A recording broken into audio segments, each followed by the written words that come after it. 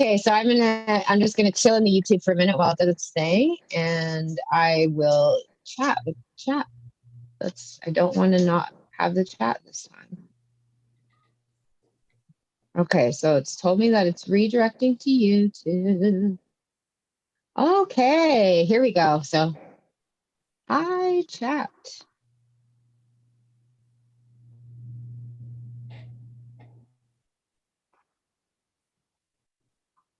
Oh, it's giving me an error again, guys. Uh-oh. Are we there? I'm here. Are you getting an error too? Wonder why it's doing that.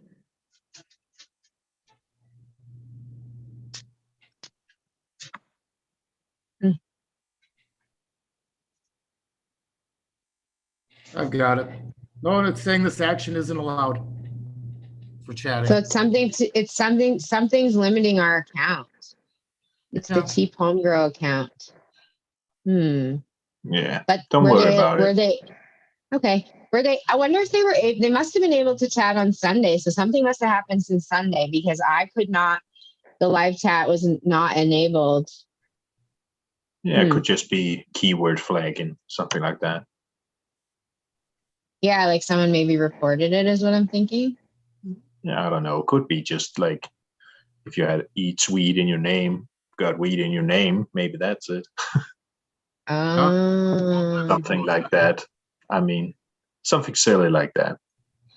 But it does say we do have 11 people watching us already, so. Hey guys. Yeah, okay. Interesting. We apologize to everyone. We can't read or see chat tonight, so I guess it's going to be us talking. You're going to have to deal with us and the questions that pop into our heads. I guess it's going to be shorter tonight, guys. Oh, man. I'm calling on Jack the Greenstock. Okay, actually, I'm going to go on my Instagram because if any of the guys are watching this, they're probably DMing me like, do this, do that.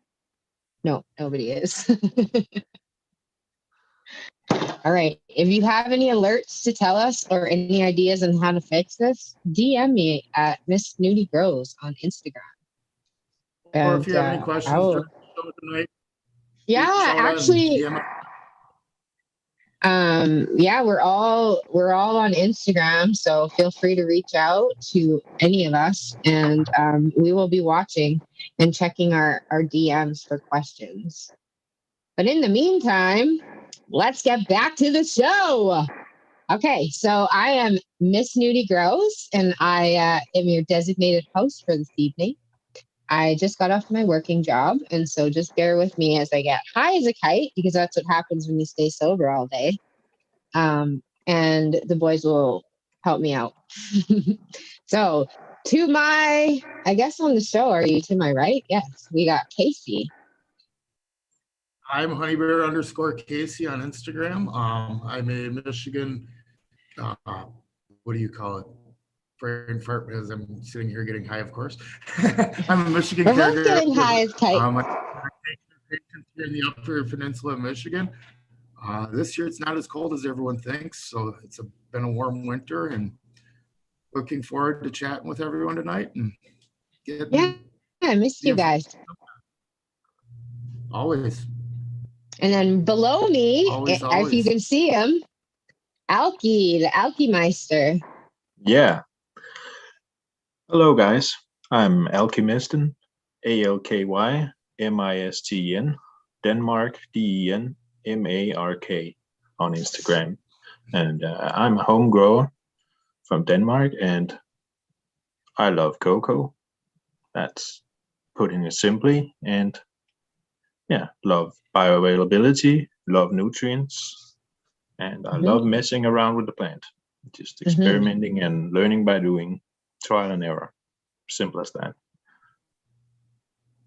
Awesome. And I guess I'll introduce myself too, which I didn't do.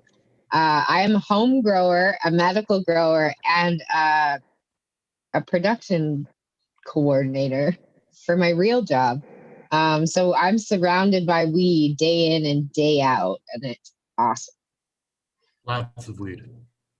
Weeds. There I were some love the great live stories plants. last couple days. What's And you that? really, Have you- The story pictures you've been putting up the last couple days have been great. Yeah, people are loving that stuff. People want to see our beautiful facility. And I did ask permission. So that was the holdup there, is that I never want to step on anyone's toes. They have their own social media. All I want to do is just show off what I'm so proud about. And we have no unhealthy plans, so it's not even risky to go around taking pictures. I don't have to hide anything. It's pretty awesome. So yeah, I've been getting great feedback about the post. So there'll be more coming. yeah, looking So I forward guess to that it. gets a little bit into the topic for the night. We'll start out asking you right off the bat, since you deal with a lot of plants at once. What are some key things you see that pop out to you that say, hey, something's wrong with this plant? In a large crop. Yep. Yeah. So, that's funny that you asked me that, because I do a crop check every single day. So first thing in the morning, I go in every single room. And because just even doing that, you get to know and some of these rooms have 900 plants in them. So you still kind of get to know most of them, right? In batches or tables. So usually right away, they all are the same clone, like they're clones off of the same mother. So batches will look pretty uniform. So when you go in there right away and you notice one that's not uniform, they'll kind of stick out more because everything else looks so healthy and normal. So right away, everything's lush and green. And if I see like something orange or brown, like I fortunately have eagle eyes for these things. Like I remember when I first started there, man, I thought I was bringing them bad news all the time in the R&D room. I'm like, Hermes, got more Hermes. Like, sorry, I'm just the messenger, but I found more. Like I see these things, and I think that's partly why. How I got so experienced or good at growing was just reading the plant, I guess. So naturally, just kind of in tune with people say that I whisper to the plants, or I listen to them, or I can hear them talk, because I can literally go into the room and like kind of look around, and I'll get drawn to the part of the room where what needs attention. So I don't know. It's just Yeah, I all totally agree. observations around. It's what you feel. It's the environment. It's just what you already know. I know one of my first teachers, Grandmaster level GML from the GML show.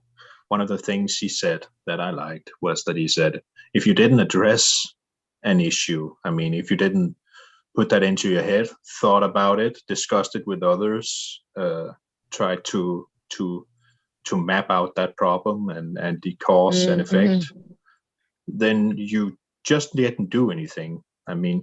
If you're gonna ask anybody do you think this leaf looks odd, or 90% of the times, 9 out of 10, you're just going to get, looks good, buddy, but you're the grower. You already know. When something is not right, and it's your cut, it's your garden, it's your environment. So if you just have the idea that you just have to address it each time,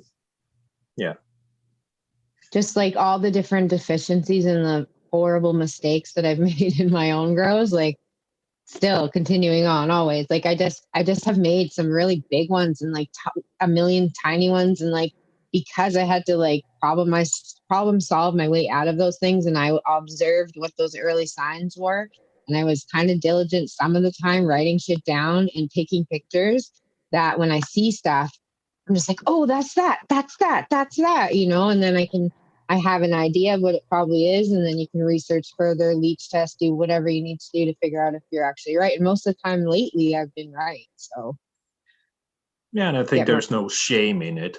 No, some you people learn can be, from it. yeah, some You people learn can from be it. really experts on some one single subject. Like I know PK stress and and PK overfeeding better than anybody. because I experimented with that and I burned the shit out of my plants many times. So I can Yeah, tell you learn from anybody, it. yeah, I can tell anybody, right? That's pointy buds. That's, you know, small wide gapped leaflets and stuff like that. And other people are really knowledgeable on bugs, and obviously they had bugs at some point, because Mhm. otherwise they wouldn't be able to tell Yeah. all of us Oh, yeah. any of these cool tips, to get rid of them. I'm for sure Western Canada's top thrift finder. Yeah. Top. I would champion that shit. I can find thrifts if there's one in there. And what are Because some I've had them telltale so many times. what are some What telltale signs? Oh gosh, the first thing I ever notice is just like lack of thrive, and then the leaves, the little bite marks. So it's either spider mites or thrips. So you better hope it's thrips. And then you go looking on the leaf. I turn the leaf around. And that's usually where you're going to see either spider mites or baby thrips. And spider mites have black. You can see the black spots, and thrips are white and tubular. And they're all very tiny, but visible by the naked eye for sure. And thrips also live, if you flip the leaf around, on the other side, they live in all the cracks. So they hide in the intervenes, but they're brown. And I know what they look like. So I wait for them to move, and then you squish them. So they appear on both the overside and Yeah. the underside of the leaf.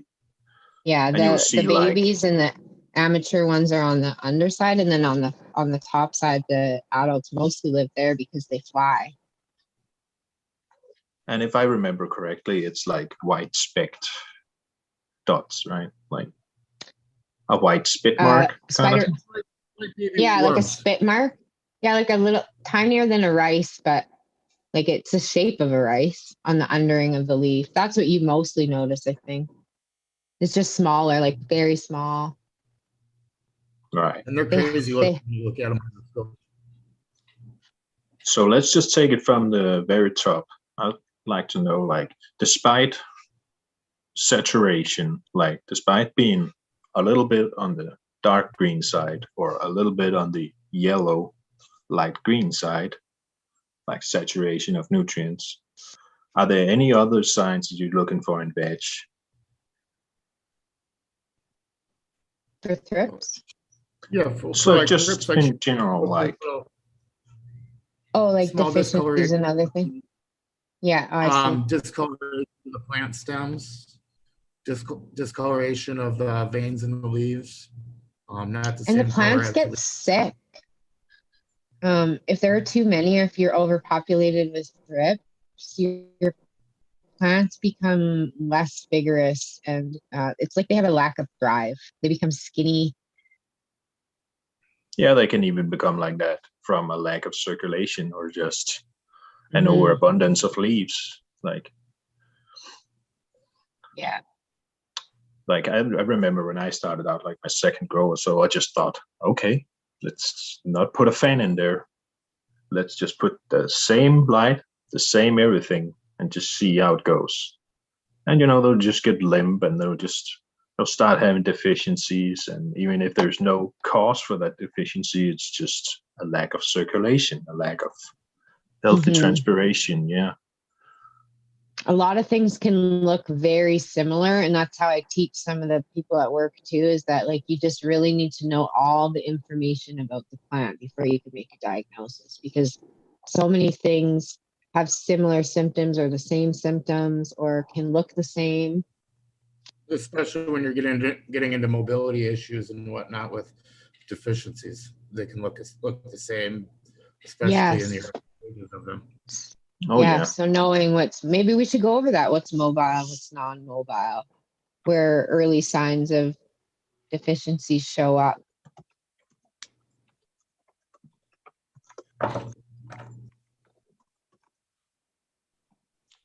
Has anyone gotten any Mm. questions yet? Nope, I'm just checking my things right now. I would love to chat, but it won't let me. I'll keep trying. Nope. Yeah. but mostly in veg. I'm just juggling the But saturation. I'm just gonna give it a thumbs up. Yeah, do that. I'm just gonna go in afterwards because I'll save on my bandwidth anyways. Yeah, we don't need you lagging with your net issues. Yeah. There we go. Okay. Yep. Still can't get in the live chat. Sorry if you're just tuning in. I don't have it shut off on purpose. Please don't be mad at me. It just won't let us do the live chat. So I'm not sure if there's something limiting the Cheap Home Grow YouTube or what, but it's been now 2 live shows where we haven't had only intimate chats, no live chats. So if you have any questions that you would like us to talk about on the show right now, please DM me at Miss Nudie Grows on Instagram or Honey Bear Casey or Alchemistin. So back to All right. mobility issues. Go ahead and Let's start. talk about it. Okay, I'll take the easy one first. Calcium. Okay. You think that's easy? How about I cheat? Oh, that we're stoners, right? So I got old goods by my side if I need it. The calcium deficiencies show up on new growth first because they're non-mobile. Very good. Yeah. Yeah, I learned that in my studies. And usually it's Very also good. the first sign if you're having a light too close and flowering. If your plant is saturated, that is. But usually I can see a pattern where. Go, Casey. I was going to say one of the biggest problems that may lead to some nutrient deficiencies, I'll hop on that right away, is your pH. Your pH Yes, hop on it. What the plant can take up, what it can eat, or what the rhizosphere is eating and the plant is eating off of. pH is probably one of the most important things when feeding your plants. Yes. To have that in that beautiful range. The younger the plants are, a little bit higher in pH is a little better because they're going to be uptaking more nitrogen, food like that. Then as you're getting further along into their life cycle, now we're talking 1/10 of a point here. We're upping and downing. So we're going from 6.2 to 5.8 range at the most. So keeping it really tight in the range, but higher to that 6.2 is good for early veg, gets them plants nice vigorous growth, nice healthy stalks. It takes that silica up, takes the nitrogen up, so the plant's just nice and lush. Then as you get further along, you drop it a little bit, so it's taking up the potassium a little more, fruiting, whatnot. Yeah, I agree. I usually start my cocoa plants around 6.0, 6.2, where they're built-in stalks and built-in root system. Yeah, that's usually what I do too. But once you get out of that range, once you get out of those ranges, the water doesn't uptake into the plant because the plant will reject it. Is it osmotic pressure that does that rejects it? Someone's probably screaming at me in chat, I'm sure. But well, we won't know. They'll have to scream into my DMs. Exactly. Yeah. Go ahead. Yes, pH locks out nutrients. That's always what's wrong. Usually when I see lockout, it's because pH is too low or pH is too high in the root zone. Yeah, I also wanted to add that it's very correlated, that usually when people will see an issue is like they are on that edge of a nutrient increase in dosage on the schedule, and they're entering the 4th week of flower or something like that, and they're adding like 1 milliliter of PK or something like that, and they'll start seeing issues, and not only maybe a burn, but maybe also a sharp decline of pH to maybe the 4.0 zone, something like that, because nutrient salts are acidic. And That's what happens when you have too much of nutrients. Your pH will be going down.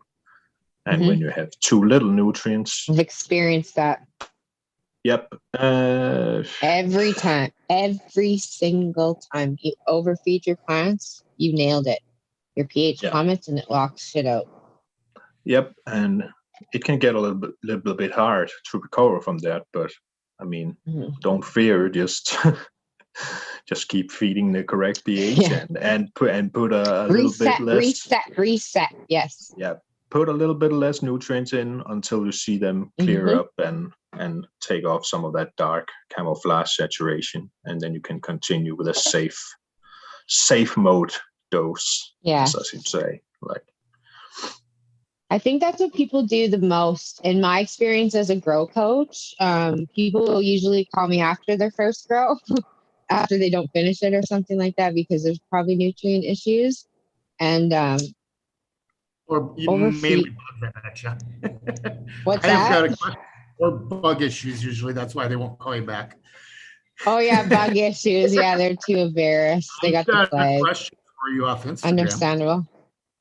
Oh yeah. So yes, Dr. Duty from Instagram is asking if we could talk about IPM measures to help prevent bud rot when running hydro. Oh. Bug rot? Bud rot. Bug rot. It's like bug rot. Yeah, rot those bugs. We want all bugs to rot.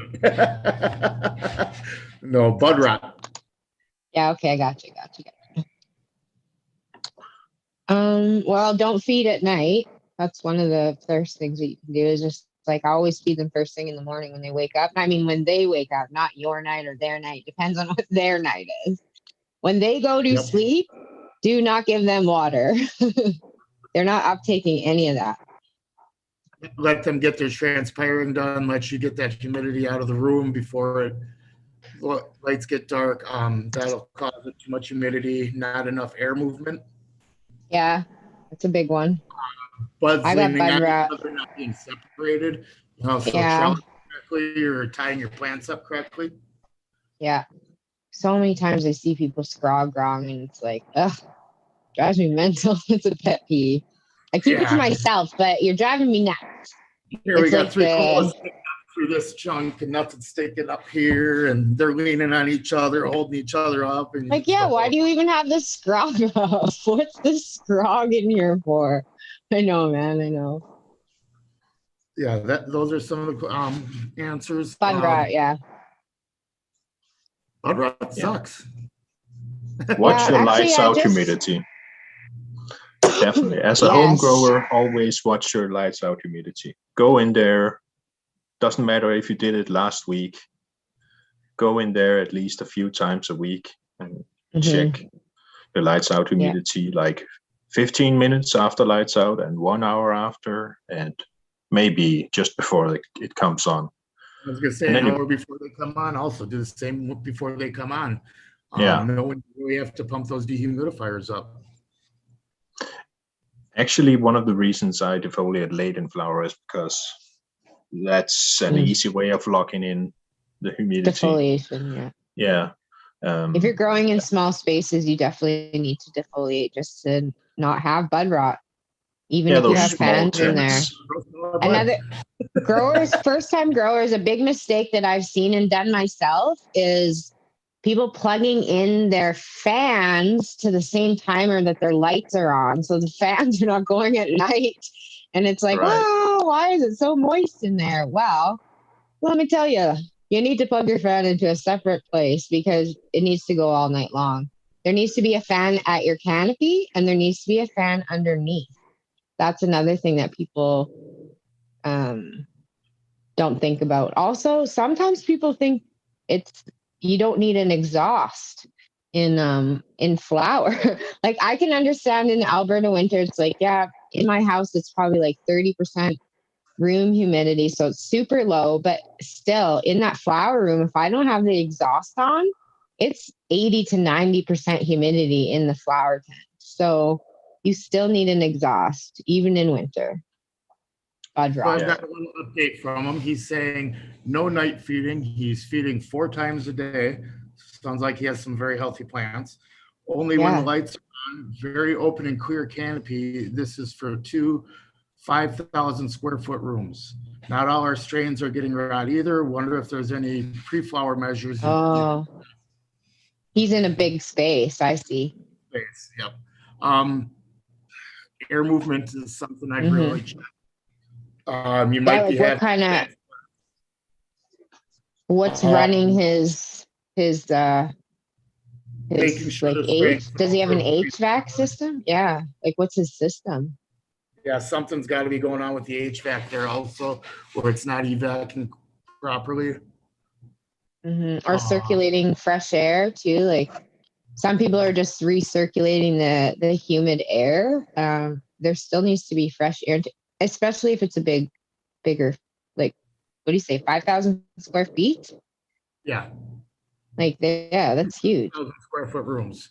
Yeah, those are giant rooms. That's bigger than what I grow in, man. So I don't know. Personal experience I've had, it's the bigger the rooms you have, you're going to get spots in there where you have issues. You're going to get trouble spots. Yeah. Because you're Oh not yeah. containing that climate. Microclimates. Yeah. We have that even in our rooms, like on different tiers because we grow vertically. So on the second tier, for whatever reason, it's the best atmosphere. The plants just do better on the second tier. And it's just the microclimate up there is just better for them. So the top gets too hot, the bottom, like there's just different climates. And our rooms are not that big. Like we have 900 plants in there. I don't know what the square footage is. It's way under 5,000 though, but Yeah, definitely can't have too many sensors. That's for sure. yeah. At least for I don't know. It's a harder to backup. control the bigger the room, basically. Even like when you think about tents, like I have my 4x4s, which I have mastered, dialed in, and then I have all of a sudden the 7x7. And I'm like, holy fuck, like it threw me through a whack just trying to get that thing dialed in. So I won't even flower in it because I don't have it and dialed in enough. So until I can get more equipment. If you are a home grower, those timers, thermostat for your radiator, they're also really handy. So you can time it so when your light shuts off, you can equalize the temperature difference somewhat and not make the relative humidity spike that much. Yeah. But yeah, a big room, you're getting microclimates for sure. Mm-hmm. You are getting microclimates. Yeah. Good luck, feller or lady.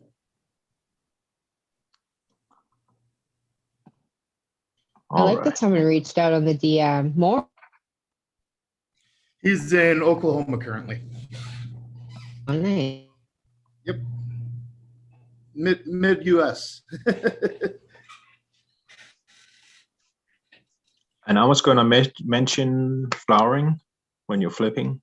Usually a pattern many people see is they get a little bit yellow, in the first week or so.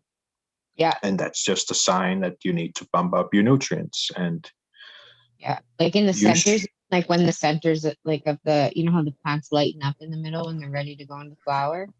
Yeah. They yellow up a bit. Yeah. Okay.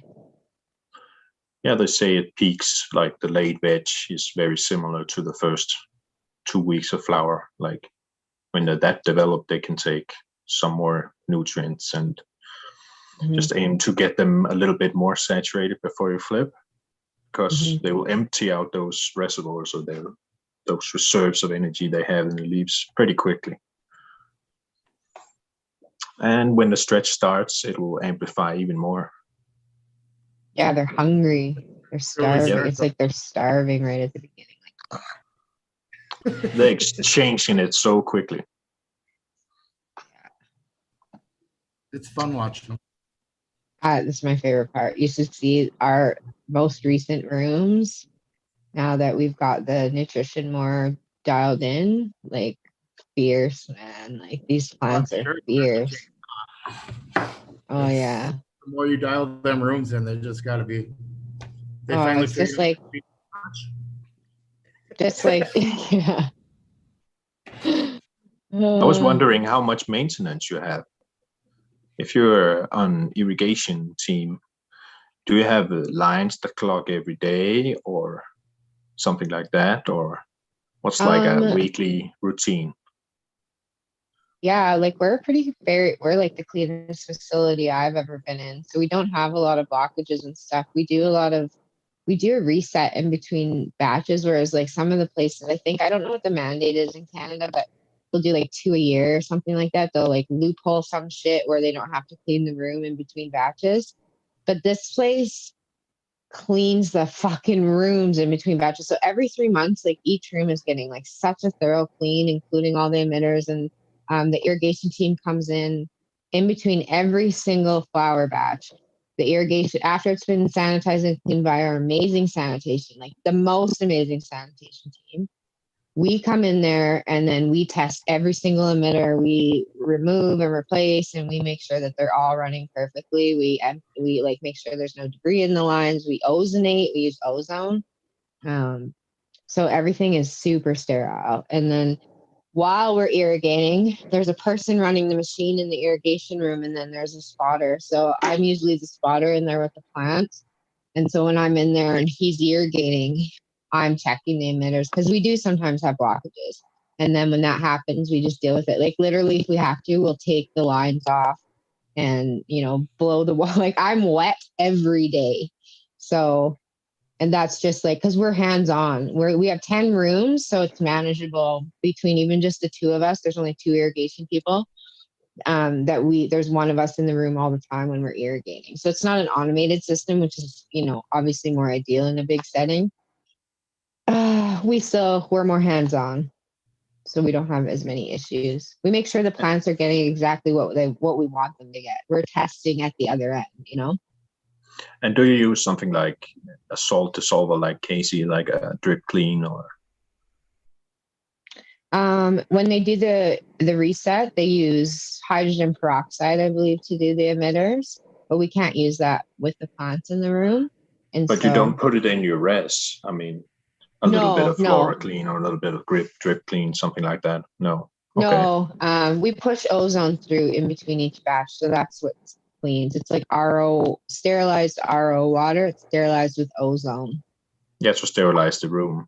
I was just thinking the lines. Maybe you and the add lines, something. we push them through the lines. We ozonate through the lines. Oh, really? Yeah. So all the lines are sterilized. Yeah.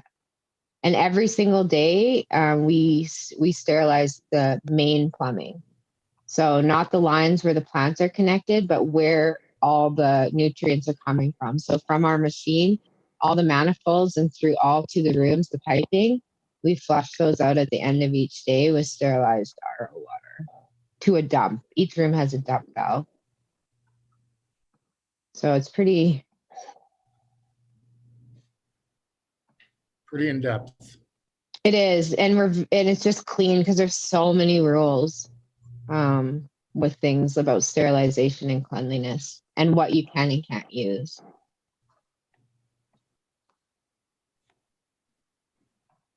Sorry, I'm replying to my wife about surgery.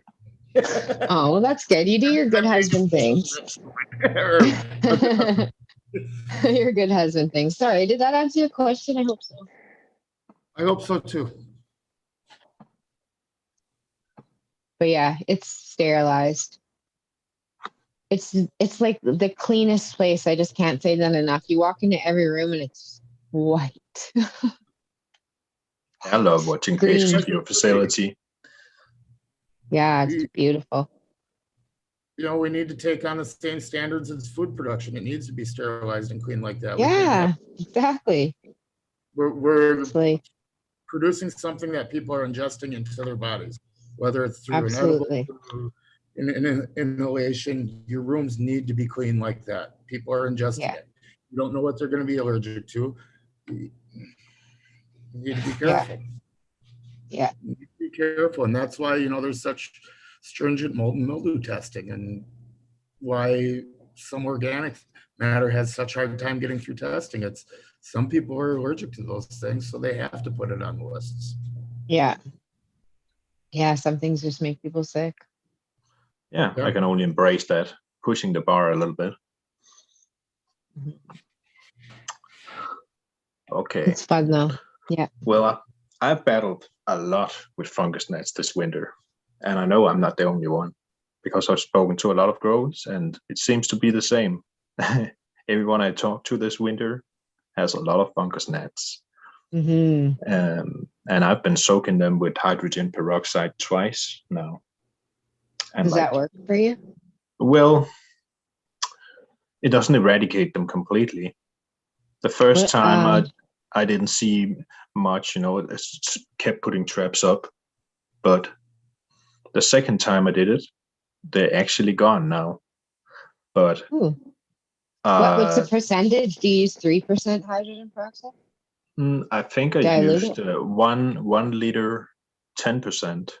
So that's a little okay. stronger. Like the most readily available is probably 3%.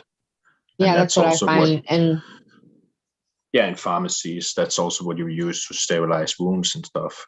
But this is around 3 times stronger. And what I read was to use 1 part 3% to 5 parts water. And instead I used 1 liter to 15 liters. And I just soaked them with a can, watering can, soaked them and hear it fizzle. And yeah, they were full of fungus gnats. And 2-3 days later, I just don't see anyone anymore. So, good. But I mean, it's definitely not a thing you can just count on. Put it in there. You have to do like a repeated effort against them. So yeah, because it probably doesn't kill the eggs. Yeah. What size pot Nothing were you using? kills. 3 gallon. 3 gallon? Okay. Yeah, around 15 liter or so. And another thing I noticed, I don't know if it was because I flushed some of those salts out, because I measured the EC within those 3 days, and it was around 2.0, and plants were looking like they could take a little bit more, just a tad bit more, because they were transitioning. But yeah, the EC just skyrocketed to 2.4, 2.6, like really quickly. And I thought either it dissolved some of the salts that maybe crusted a little bit up in the corners of the pot or something like that. But yeah, well, because people use it as a cleaning agent. Yeah, the peroxide. I don't know if that could maybe the fizzling and stuff could maybe take up some of the crusted salts, pull that back into the top, and yeah, I don't know. What Anyways, peroxide are you using? That was a 10%, but it was diluted to 15 liters. Okay. So, but yeah, how I fixed it, I just diluted it with more pure pH water until it was back to 2.2.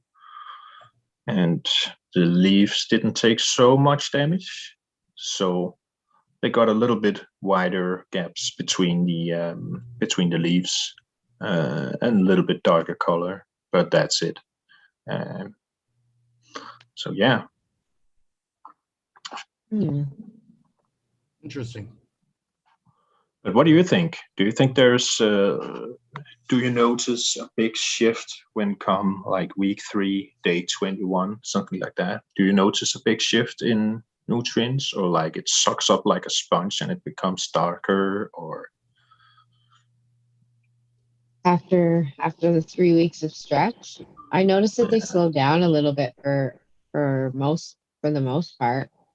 Like not really slow down, but like more of a lull after the initial stretch, and then they pick speed back up, I feel like.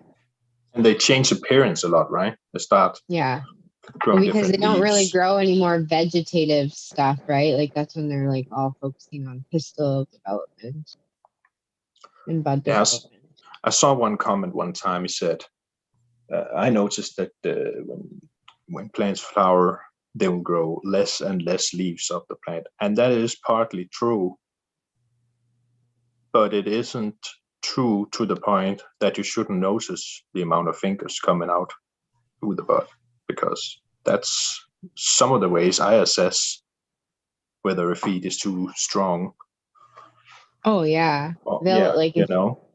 they claw and the sugar leaves even if Yeah, you know, if you have droplets leaves coming out of the top, and that's where you see it because it's not producing leaves anymore. And I'll say, even if you correct your issues, yeah, your your plant buds are won't fucked. look, yeah, your plants won't look any different. You correct your Right. issues, but you can only complete it. You can, Yeah, you exactly. can put that into the box and you can get on with your life. Yeah, you make Yeah. that into edibles and you move on. Yep, exactly. But I mean, like, I've been there for recognizing sure, it and it's and like, oh admitting it. fuck. Yeah, Yeah, yeah. Once yeah. you wreck your sugar leaves, just harvest that bitch, call it a day. It's so easy. 2 hours. Alky, why is your Yeah. EC at 2.8? I don't know. Mm. You know, like, oh, Mhm. Like now you cooking- start. Oh dang. Now you start getting those free-fingered leaves. Yeah, your plant looks a little stressed, sir. Yeah. Yeah. Oh, that hurts. I mean, sometimes when that happens, Yeah. it's just like, no, I did Aw. it again. I did it I again. hate that. I'm my hardest critic when I poke my face into my tent and I see something I don't like. Sometimes I Yeah. cry. I'm such a girl sometimes, and I'll have a little cry about it. I'm mad. A mad cry. Going through pheno hunts right now. I'm being so damn picky. I'm being such a critic of myself. It's like, whoa, I gotta stop because I'm throwing out some great genetics I know. I wish you could send them yeah. to me. It just didn't reach my bar. So it was- I'll take your rejects. Yeah. Oh yeah, they've been some great ones, and they just didn't tickle it for me right. So That's all right. It's good to be picky. I mean, I only pheno hunted 6 mimosas, but I was fucking cutthroat about it. There's only 2 left. 1 second, I'll grab my box of all the packs. And I'm ready to cut a bitch any minute if she looks at me the wrong way. I only need one, and I let them know that every day.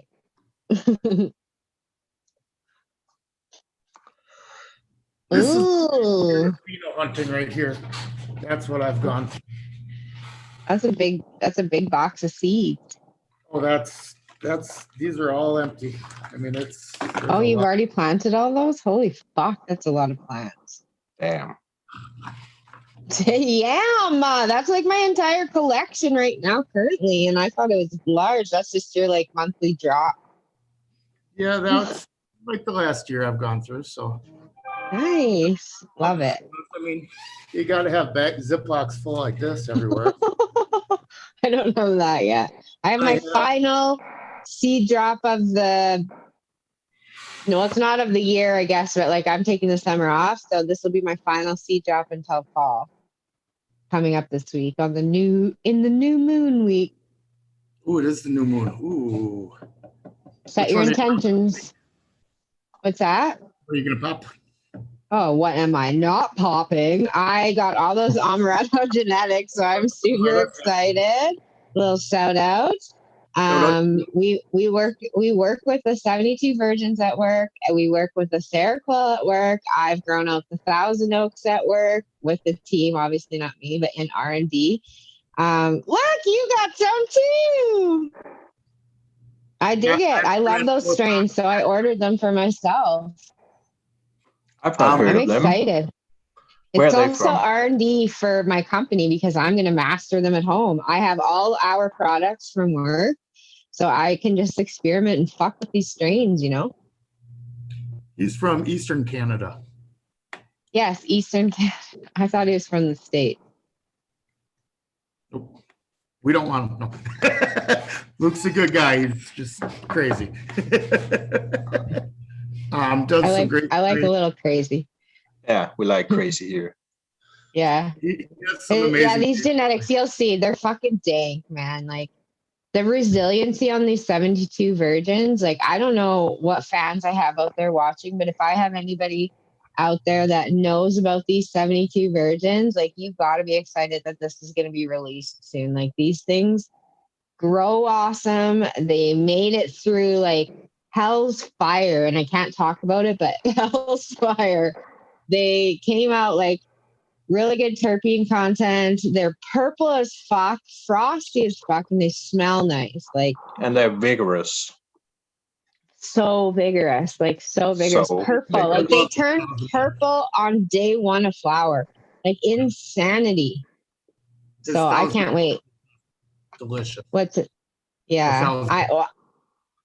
Thousand Oaks. Sounds I know. like- So we're not doing that at work, and we still have one. We have a mother or grandmother in our genetics library, but I was like, no way. Like, you guys are dumb for not fucking throwing this into the lineup right away. Because, hello, like we grew it, and If you run it's that so thing dang 72 days, it's almost hallucinogenic. beautiful, huge yielder. Smelled like fucking stew and cheese, and like it was just so smelly. Like fire. But I bought some for myself, so I'm gonna grow that day. Well, send the European link over, and let's buy the shit out of it. Can you get seeds from Seeds Here Now over there? I know of not them. sure. I've never tried. Oh, well, in Europe, I'm saying. Oh, Europe seeds. I don't know. I've heard of them though. If you can get them now. HereNow.com, I believe he has them right on there. If not, I'll send a message to Luke and say, how do we get your seeds to someone in Canada? The UK Yeah, or Denmark. definitely a little bit of product placement here. Yeah, I really got to try those strains, huh? you do. Oh, I'm gonna see how many seeds I'm sharing them with somebody. If I can like sneak a few out, they're coming to you, Alfie. These things are I ran awesome. the Uptown Girl. That one was super frosty, but it just was too small for me. Yeah. The Fire Creek OG, same thing. I mean, these are 20+% THC strains, every phenotype you get out of the package. And he's running them F4 to F6, so they're stable They're genetics. they are Yeah, very like stable. every single seed that they pop look the same. Like that's good genetics. Like they are very stable. Very That's what I'm stable, excited about. very well hunted. Very well hunted. Good job. Good job, Luke. Yes. Yes, for sure. I'm trying to see how far into the meeting we are so I can tell him to check it out. Send him the link. Yeah, I just shout him out. I'm his new biggest fan. He'll just be like, this girl, Jesus.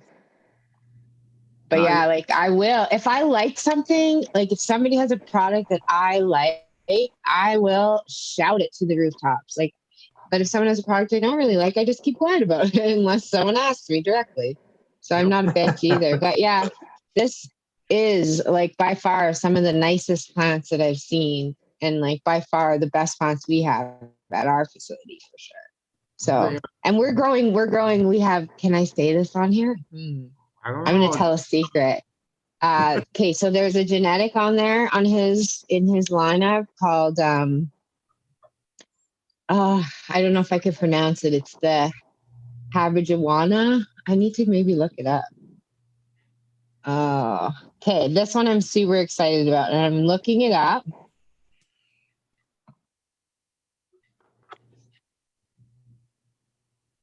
Genetics.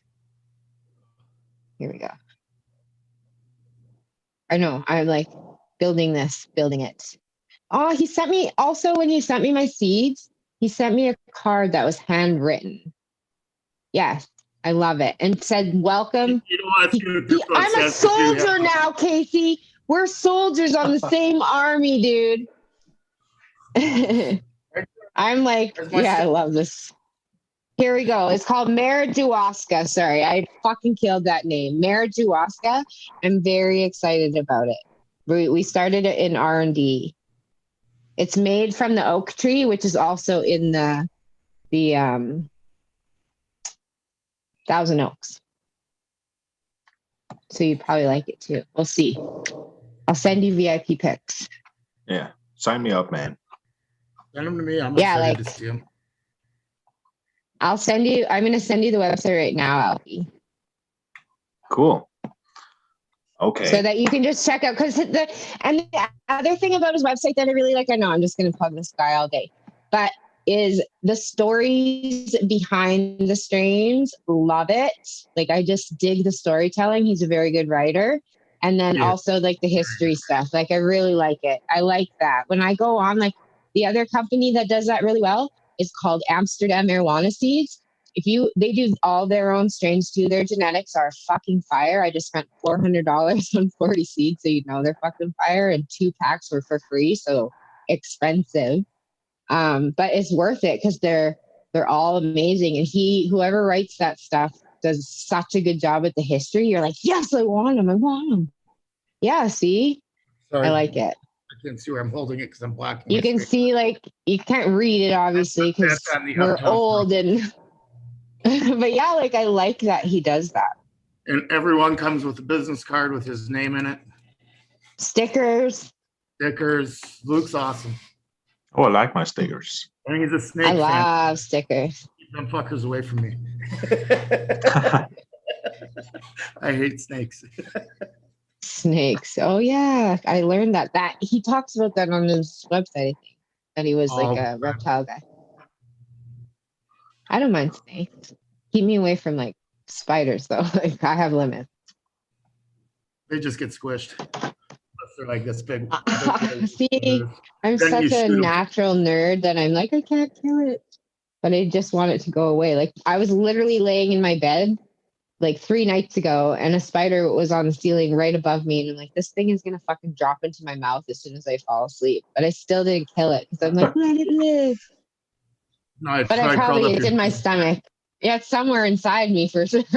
Like, because I let it live. I don't If I mind wasn't such spiders. Ugh, They're part of the growth. bugs. I know they're good soldiers. If I can like get the nerve, sometimes I'll catch them and like throw them in the tent. Get those thrips. Okay, guys. They're good Are we getting predators. off track again? Yeah, we were talking about spiders and snakes. Okay, moving on. I was Shall we going to talk ask about- you, do you have a telltale sign of pH issues in particular? I don't know that. What's that? Rotting? Spotting. Oh, spotting. Yeah. On the Yeah. lower leaves? Yep. Yeah, that's where I see it too. Like the weird Some burning almost. Okay, so what do you think? Because I have people at work and I've never really noticed this about pH before, but we had a couple veg plants and they weren't all like this. There's maybe like 4 out of 300 that on the very new growth, it was almost like yellow spread out at the tips. Like it was just like a flash. Like, and he said that was maybe from too high pH, but I feel like they water their clones and their veg. Like they do 5.8, which I think is too low because we talked about this already. Like, so I don't think it's from too high pH, like, because we're watering them about 5.9, 6.0 at the most, right? Like, so I'm wondering, like, I wonder what that is. I should have taken a picture of it. The clones that they're starting out a little deficient because they haven't been uptaking nitrogen while they didn't have roots there. So they fed off what it's just, it's like a weird pattern, though. It's like a lightning pattern at the end.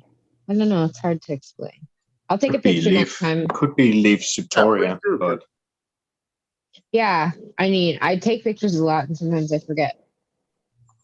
If they're clones, they could have caught something. Like, yeah, the babies. I'm just like, eh. Because they usually just grow out of it, right? But I still want to know what it is. Do they have slower growth when they start growing? What's that? Do they have slower growth when they start growing? No, there's nothing unusual about them after they outgrow it. Okay. Strange. It's just like, and I've only ever seen it on the babies. Same speed as the other ones. Yeah. Not lagging behind. Like they'll even be just like, I was looking because the one that had it was the same size as all the other bigger, because there was like a bigger part of the batch and then like a smaller part of the batch. And then they were big, just like the other ones. So I don't know. And it was just like, and it wasn't in the microclimates or anything because it was like one over here, one over here, one over here. So it was just like so random. It almost sounds like a so it's like, Yeah, just like just a few. Yeah, Yeah, I know. Just get those ones out of here. Cut it out. I would. That's what I would anything too. that's a little bit like that should be. That's one thing Yeah, when you're exactly. The rest look fine. Get out of here. You're killing the That's why- vibe, dude. afraid of. We gotta throw shit away. Yeah, exactly. I think I'll start doing more of that. I I recently used to started. be the sundial hitman, calling all over the place there. I recently started seeds out in the wrong pH, probably in the lines of 5.0, something like that, 4.5, Ooh. 5.0. Acidic. And yeah, it was by accident, had a pH pen and it was probably on its last days. And, Mhm. also I'm noticing more and more that even if maybe your Blue Lab will last in the display for a month, just like the slightest things, just by measuring like runoff or like in a recirculating tub, having a little bit of cocoa on there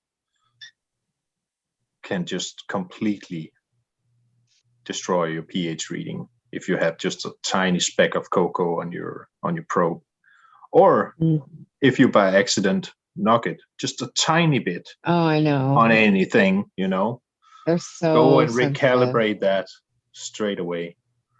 But yeah, what I noticed was that it almost looked like a burn. They were actually burnt. They were actually withered at the tips. So, but yeah, pH issues could probably look like almost anything, but also a burn, definitely, and a wrinkly, weird look. Yeah, the wrinkly thing, that's definitely one that I say is pH when I see that. When they look feathered or wrinkly. Yep. Yeah, once they start getting that rough lettuce look to them almost. Yeah. Yep. That's the best way I can describe it. It almost looks like a lettuce leaf. It starts. Yeah, the grooves. Yep. Yes, it does look like lettuce. There was someone who asked me at some point, he said, well, do you think if I used potassium sulfate as dry amendments or top dressed with it, do you think that's why my leaves are looking blue? Yeah, probably. Like, you gotta flush that shit out really well. Yeah. Like, so if your leaves are looking a little bit dark and a little bit ghostly, skeletonish with a bluish tint to him, it's probably a little bit lockout. Oh yeah, I have an eagle eye for lockout too. Unfortunately, it's a power I have. Well, but there's so good things you need to see right off the bat. Bugs, lockout. Oh, lockout is the thing I've done the most. That's also the most misunderstood thing. Yes, I have. All the forums will discuss the lockouts because it's like deficiency. You need to use GalMag. No, it's not a deficiency. It's actually too much. Yeah, it's always it's really just like when you break it down, it's pH. It's pH and it's EC, and since they're both correlated, and since you can rule out so many issues by just measuring those 2 points, exactly. Just usually make it overfeeding. Yeah, overfeeding causing pH to plummet and lockout.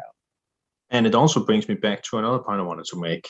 Like in cocoa, one of the reasons why drying it out is so detrimental is because your pH will swing so much in the medium, like from the inners where it's moist, and then to the outer sides of your fabric pot, maybe there'll be such a big difference in pH, but also in EC when your salted edges are drying up.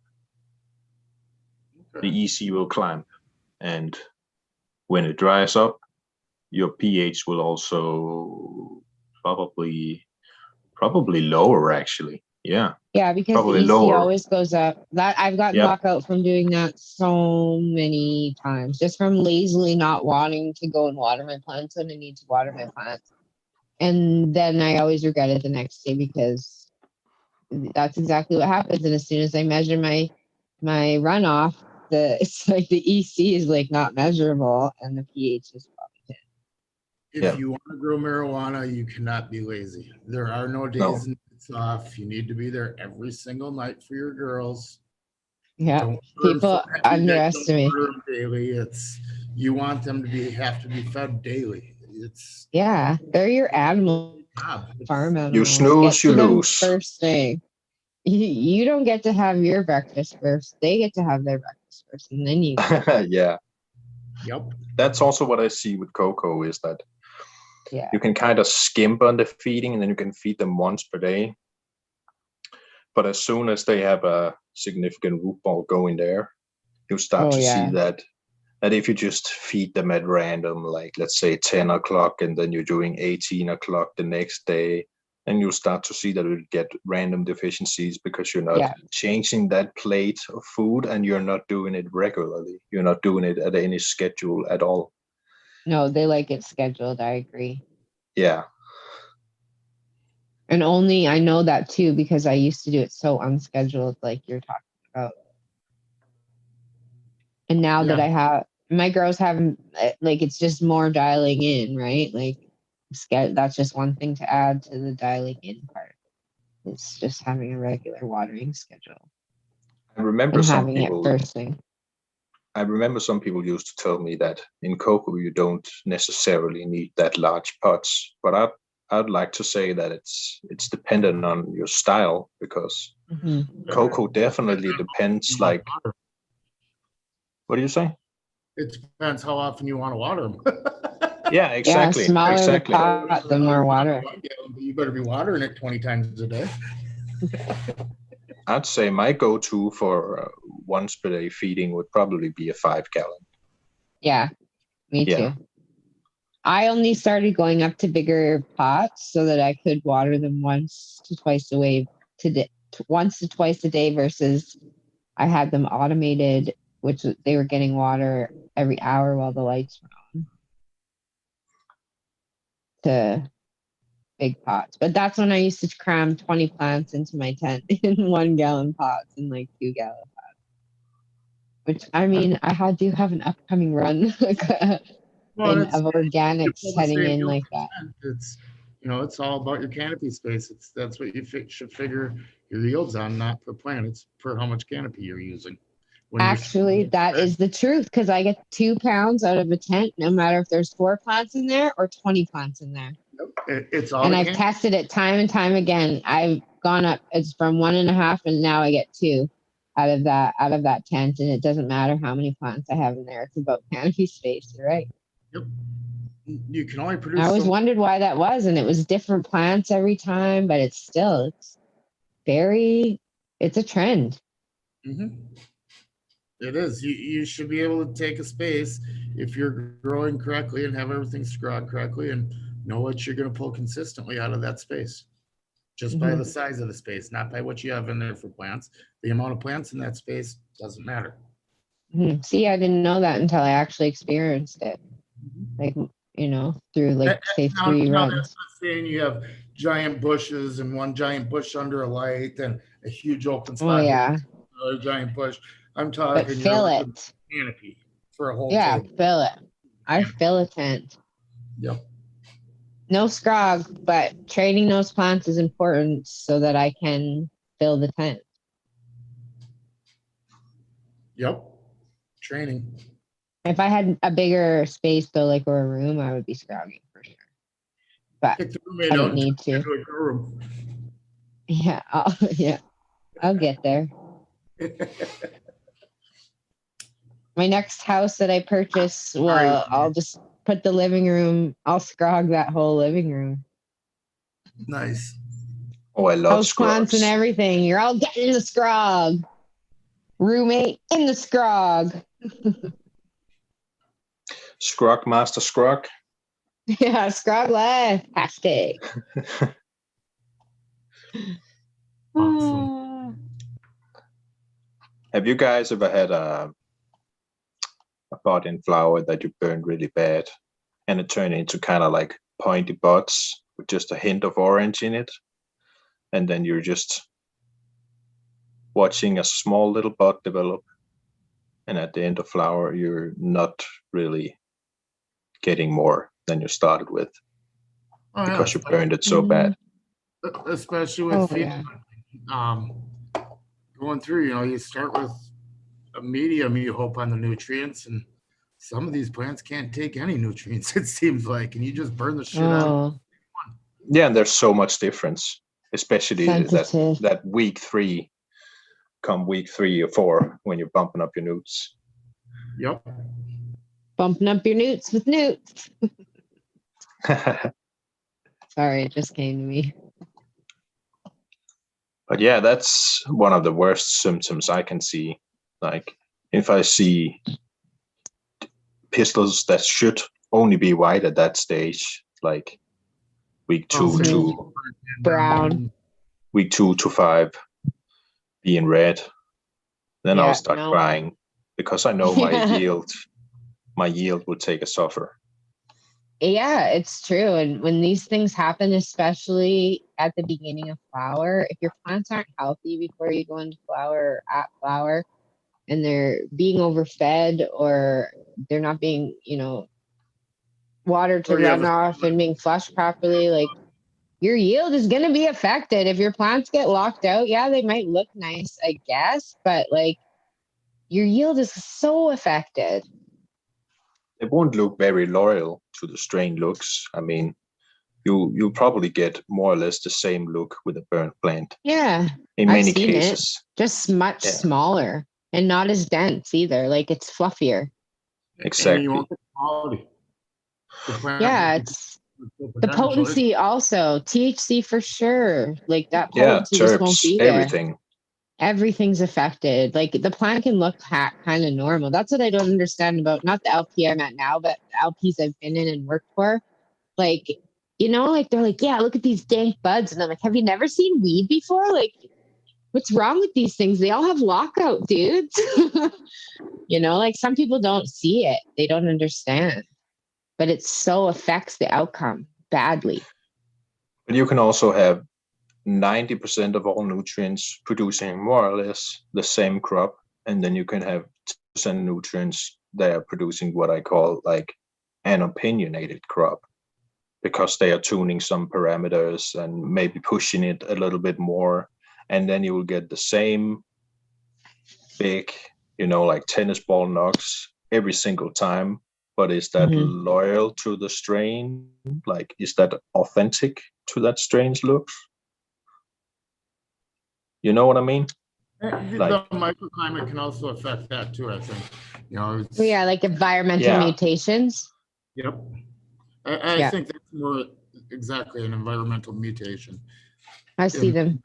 You see that a lot more in those. I mean, even from place to place, plants won't feed the same. It's amazing the difference just by moving them a mile down the road. Could be the it really is. Room. And I mean, sometimes like in your LPs like you're in, it's if you run them in different rooms, it can be different. I know, it's crazy. All these identical twin sisters, and then as they grow, you watch these different environmental mutations happen, and they grow differently and they do different things. Like I take pictures of these anomalies. They don't always affect any of the outcome too much. They'll just be random plants that have random mutations, but it's just very interesting. What interesting mutation have you seen, like in the same cut, same clone? Polyploidy is a popular one that I've seen, mostly in veg. I've seen one in flower recently. It's neat to watch. It's super cool, but it's like, why?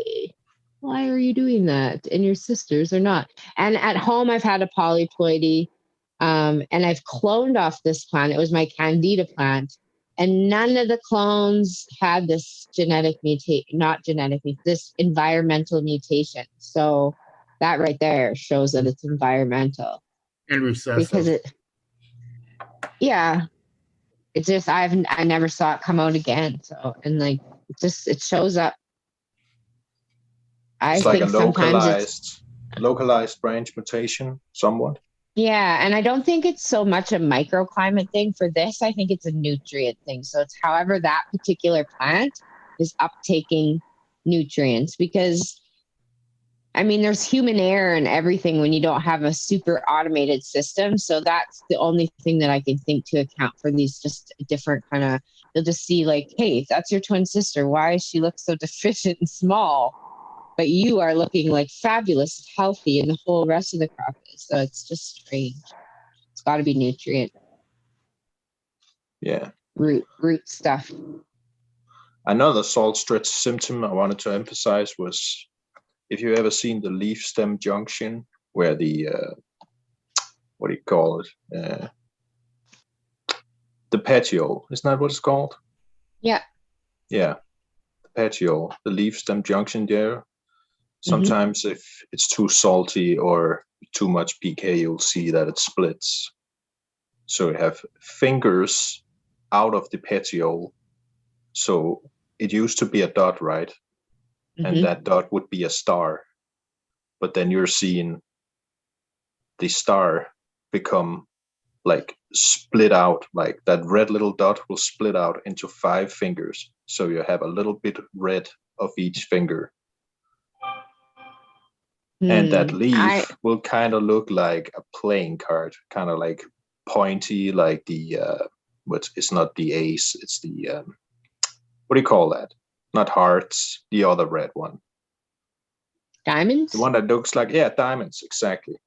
And do you know what I mean when I say like that the leaves kind of look like diamonds, because they are like really triangular or like pyramid shaped, and then you have that petiole down there, the red dot, splitting into 5 fingers, where you specifically see like a gap between each of those leaflets and that red dot down at the end. You'll have to send me pictures. I need a visual. Yeah, okay. I'm not. And then I actually have a couple pictures of something that I'm thinking about in my head that I took recently, of like nothing that's not unhealthy. It just looks weird. Just like the same thing as like a polyploid looks kind of weird or different. This looks weird or different. Almost like when a fan leaf grows a bud in the center of its. Yeah. What is that? Is that an environmental mutation, or what is that a sign of? Because usually it's vigorousness. Right. Yeah. Because it's not negative, or so it's like the polyploidy. It's just like, watch those carefully though, because a lot of times in my experience, those pop a flower every damn time. Big hormone levels, maybe. Yeah. Hormone levels out of balance. Yeah. I saw that little shoot grow out of the petiole on my leaf. I ripped it off because obviously I'm not growing for edibles on my leaves. But yeah, just ripped that off, but it just looked like a shoot growing out of the petiole, just right out of the red dot, a little bit of a little stem there. A cool one I've ran into in the last year is, you know how when a plant's growing, it's always two joints when it's a seedling. Or I've had 2 shoots. 2 shoots. There we go. That's the word. 2 shoots. I've had a lot of plants that have been, not a lot. I've probably had 10 plants in the last year that have popped out 3 shoots. Yeah, that's a cool mutation. Cool. That's a tripod kind of plant. Tripods, and they grow bud out everywhere, but they clone for shit. Unfortunately. My John Snow, the one that I just ran recently, the John Snow, when it popped as a seedling, it came out not with 1 dominant head. It had 2 dominant heads. It was the first seedling I ever had that looked topped already. Wow, that's kind of cool. Yeah, and that was my high THC one. Those ones were weird because it would only do it off the main stem, nowhere else. I think the triple design is really nice in that regard, that it fills the space in a different way, right? Yeah. So normally you get thick and bushy. You're getting like triple. You're getting an extra bit, like an extra half. Yeah. There we go. I'm good at math just like too. An extra filling. There we go. Filling more circularly, filling more. Yeah.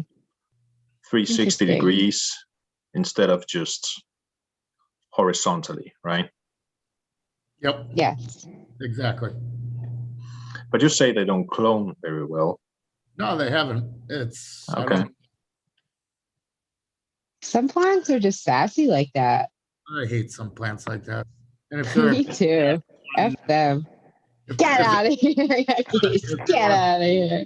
next. I didn't Okay. believe it at first when someone told me that the red stripe, the red genetics plants, that they wouldn't clone as well.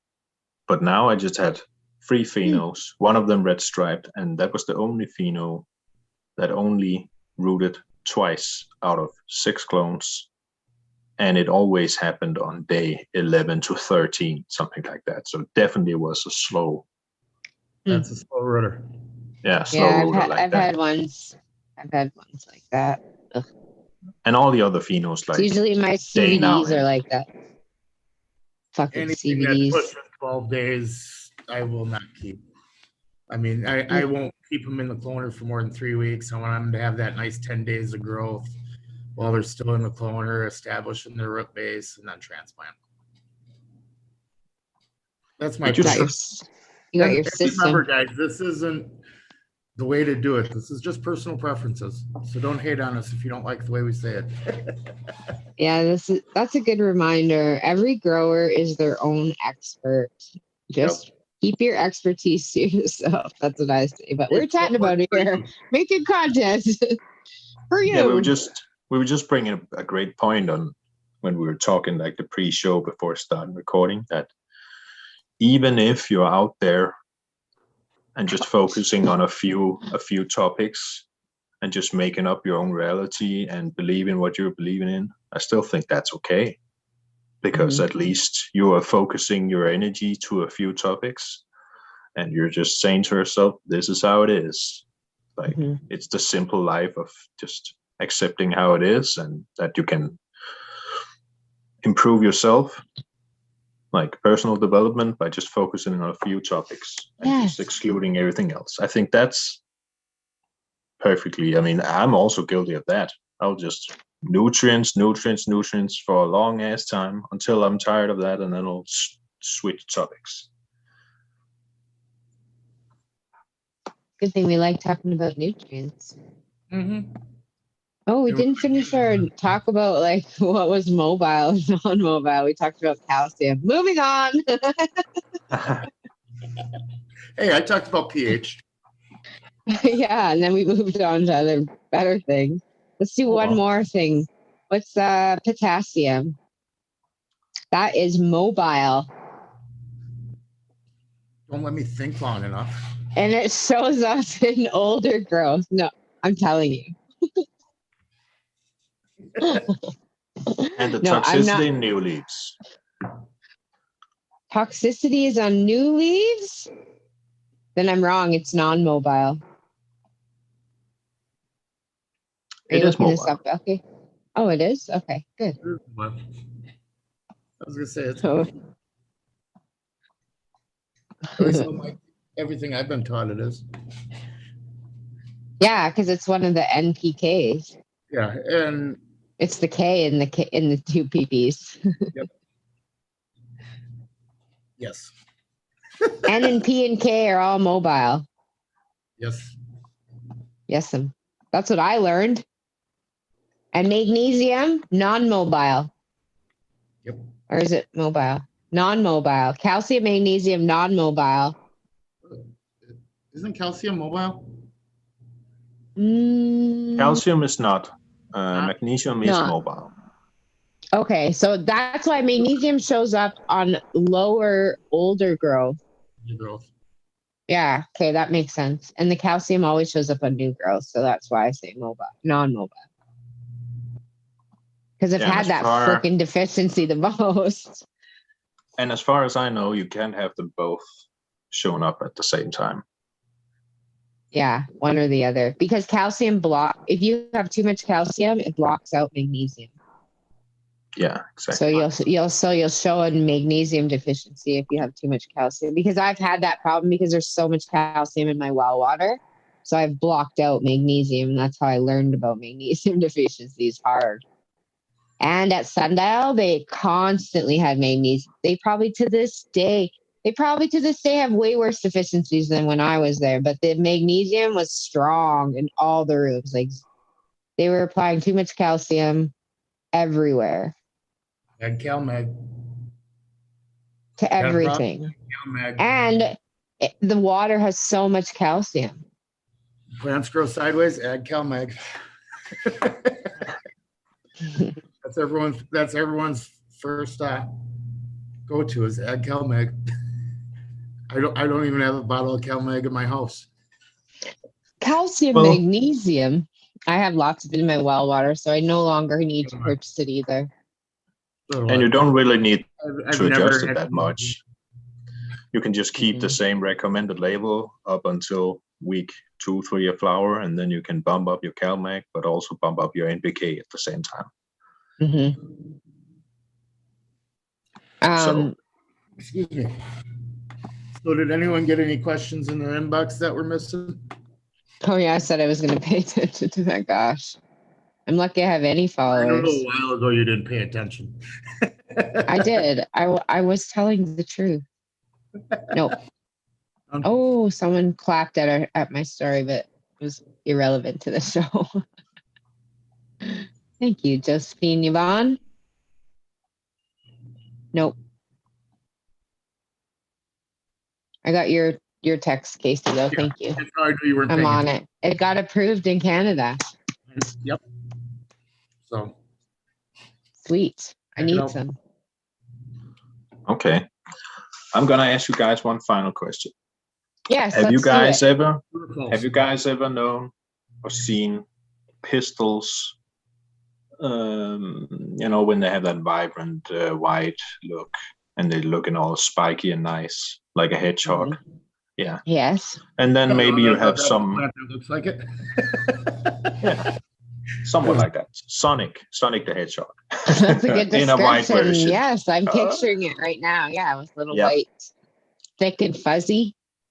And have you ever seen when the pistils look a little bit scorched? Maybe they're not as stiff. Maybe they're not. Sometimes, I think it's because they're too close to the light. Or is there something else that causes it? Is it nutrients? Pollination can cause it. Yeah. You got an asshole neighbor growing hemp. Yeah, brown. Yeah, they turn brown early. Browning. That's the first thing I think of is I'm like, it's pollinated. But yeah, nutrients, Pollination, nutrients, toxicity. and light would be the order I'd go. Yeah, touching. Touching would be the first thing you rule out. Ooh, haven't been in touching. there. Yes. Oh, yeah. Touching would do it. Yeah, if you're damaging the yeah, for sure, touching. And have you ever seen those scrawny pistils, like being a little bit wilty or not as stiff? Have you ever seen that on a bud where you just couldn't say, okay, why isn't doing that? Like kind of like they look like they have short little haircuts. I think it's more genetic. Yeah, that's what I would think too. Genetics play a big role in pistil development. Yep. They're just like just seeing our R&D and like just the differences in even phenotypes, like yeah, it's just like you can just see the genetics in that, I guess. Yeah, because I've always wondered that. Sometimes you have plants that are looking healthy, but still do that thing with the pistils where they just, not looking as happy as the leaves and the rest of the plant shows. Yeah, I'd say if there's no other obvious health signs, then it would likely be the genetics. Like obvious health, like poor health sign or deficiency. I wouldn't even say deficiency, just that's the way that one grows sometimes.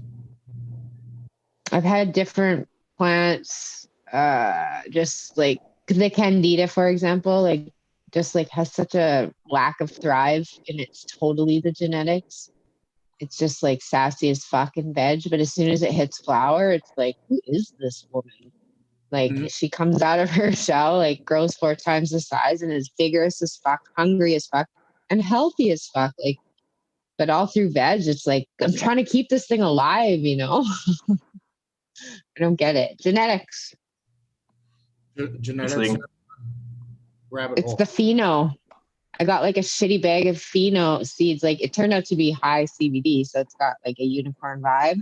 But like the seeds that I got in this 5-pack were small, and like I just knew there was something about them. Half of them didn't even germinate, and then the other ones were shit. So it's like I got some sort of bottom of the bag seeds. My favorite is when they'll crack and pop a tail about that long and then do nothing. Oh yeah, that's a good time. Yeah, when they Fuck ran out of you. energy. Yeah, Yep. what the fuck? It's nothing you did. It's just they done it out. Yeah. I've seen many people who Yeah. sprouted seeds like that and then never given them any light, like just waiting and waiting, and they would just have a little bit of a neck. But if they just Yeah. put any regular light, like anything, even a house lamp, something like that, it would probably be enough to give them that energy to get on with life. Oh wow.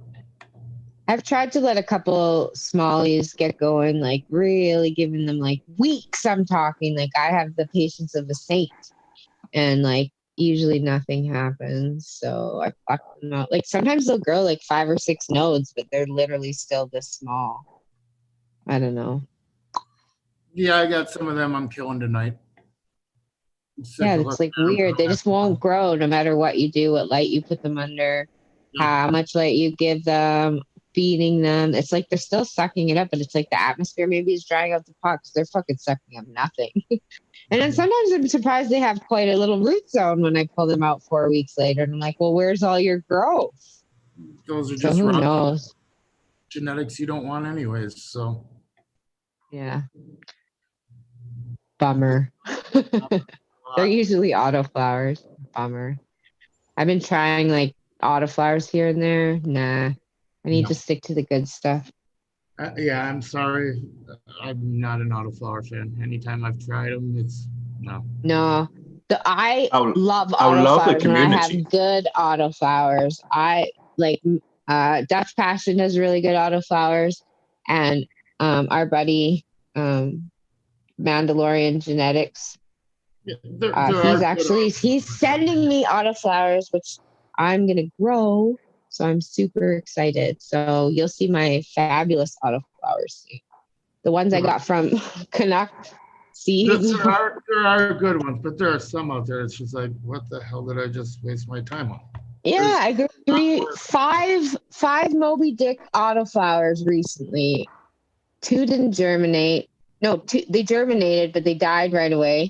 And then the 3 that were left over were like sprogs, like little.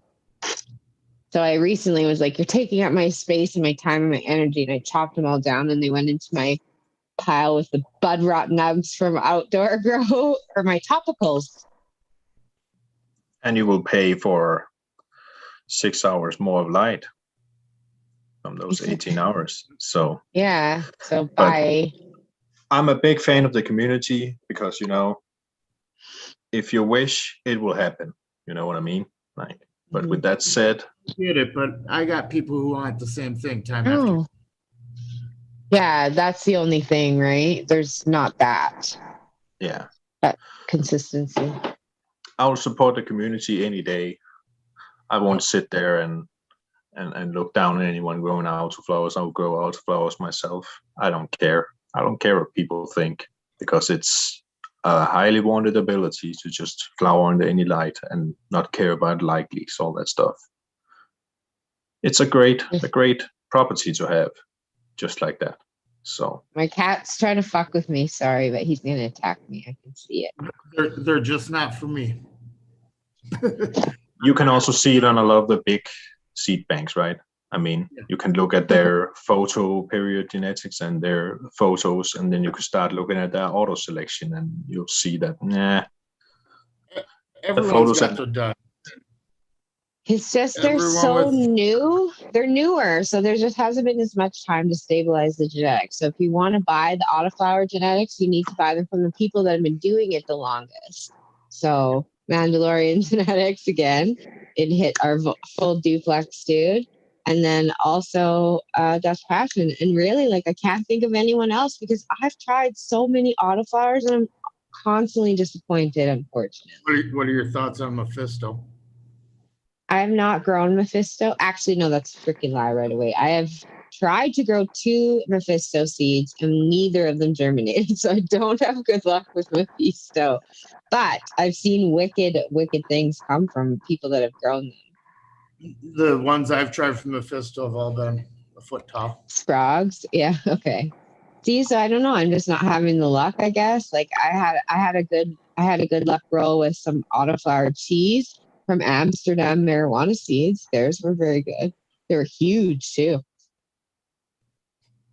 Yeah, you're just not feeling so fortunate after three times out of luck. I mean, then you will start to much rather They're have expensive, right? five photo period seeds and get at least 3 keepers out of that or something like that. They're just way less thinner variety on the photo periods. So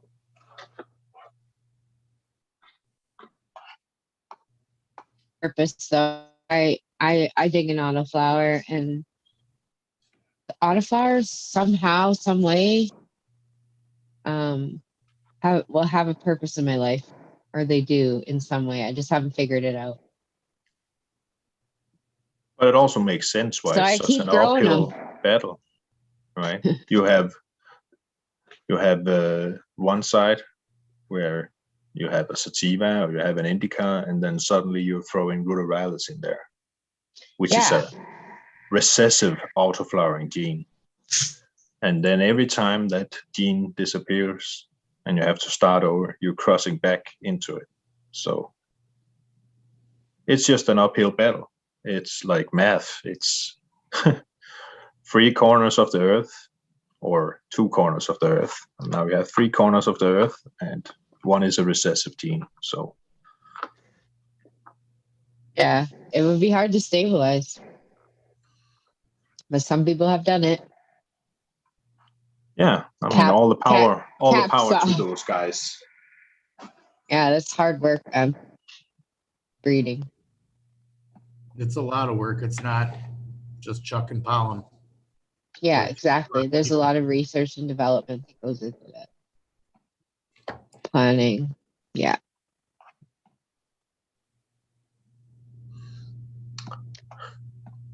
All right, boys. Let's call it. Yeah. It's getting close to my bedtime here in Canada, where everyone goes to bed at 9. We have good sleep, so we wake up kind and friendly. Is that the secret? Yeah. Everyone goes to bed early here. Tell all your friends. No parties there. No. All right, guys. Oh. Thanks a lot All for right. tonight. Mm-hmm. You too. Thanks for joining. I love hanging out with you guys. Missed y'all, man. Until March. March, first Wednesday.